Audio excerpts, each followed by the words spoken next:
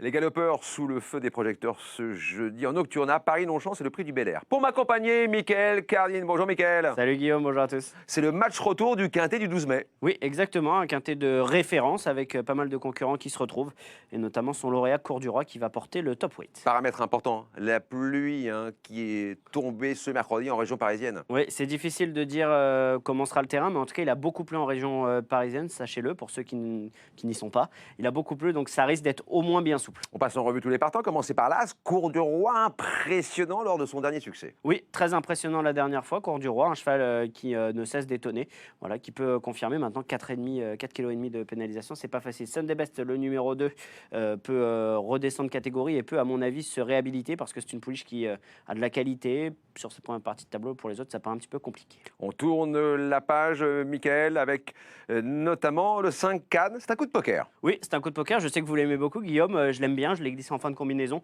Un cheval qui a montré beaucoup de moyens à 2 ans, qui tarde à confirmer, mais c'est vrai que sa dernière course n'est pas si mauvaise que cela. Régalien est tout simplement une base dans ce quintet, un cheval qui est toujours à l'arrivée. Attention à Black Lives Matter, que j'aime bien. Je vous propose qu'on écoute d'ailleurs son entraîneur, Satoshi Kobayashi.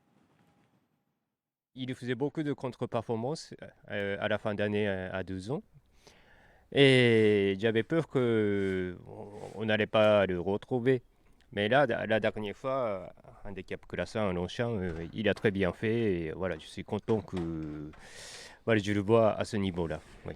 Une candidature à prendre en considération. Ouais, j'aime beaucoup ce numéro 8, Black Lives Matter. On change de tableau avec les concurrents suivants, et notamment Lily Rose, la belle note dans la course de référence. Il Sonio était 4e ce jour-là, un petit peu en retrait, il paraît barré pour le succès. Attention à Centenario qui a remporté une 2e épreuve dernièrement, pénalisé de 3,5 kg, mais je pense que c'est un cheval qui n'a pas encore tout montré, qui doit avoir un quintet dans les jambes, c'est en tout cas mon sentiment. Et enfin, dernière partie de tableau avec les 4 derniers concurrents, et notamment le numéro 13, Zanochka, qui est une concurrente qui peut pourquoi pas prétendre aux places, ou encore Sakara, le numéro 14. Je sais qu'il y a peu d'expérience, mais un petit peu de talent.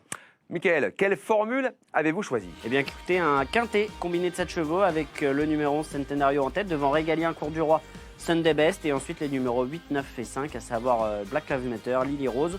Et le numéro 5 en dernière position, c'est Cannes, qui doit me rassurer, mais c'est vrai que je suis assez d'accord avec vous, je pense qu'il a un quintet dans les jambes. Merci beaucoup, Mickaël. Merci à vous. Ce jeudi, vous serez à Longchamp. C'est possible que je passe une tête. Donc j'invite les téléspectateurs à venir à Longchamp pour pouvoir danser.